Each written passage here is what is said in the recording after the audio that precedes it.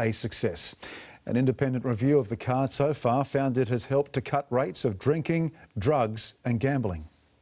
The Prime Minister meets with community leaders in Kalgoorlie, recounting the words of elders who support his government's controversial cashless welfare card. If you looked into the eyes of the children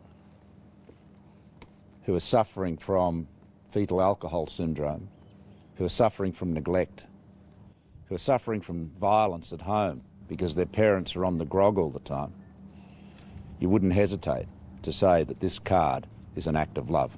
From next year, more than 3,000 people in West Australia's southeast region will be part of this trial, the biggest yet. It works by isolating 80% of welfare payments to the card. I'm hoping this won't work.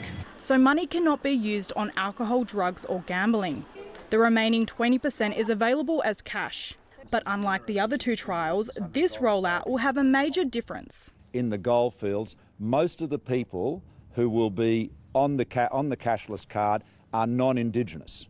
In the two current sites, the East Kimberley town of Kununurra and Ceduna in South Australia, the cardholders are mostly Indigenous. After 18 months, the government commissioned an independent review which found that 41% of cardholders said they were drinking less, 48% said they were doing drugs less often, and half said they were gambling less. This trial has gone better than we could possibly hope for. However, the review also found there was no improvement in crime statistics, and a third of participants felt their lives had been made worse by the system.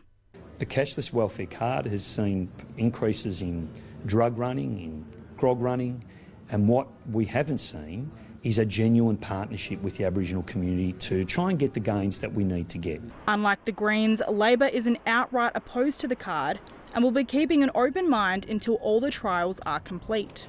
What I don't want to see is genuine people who are down on their luck being treated with hard measures just to get a headline in the big cities. The Goldfields trial will go for 12 months, and those in the Kimberley and Ceduna have just been extended for another year as well.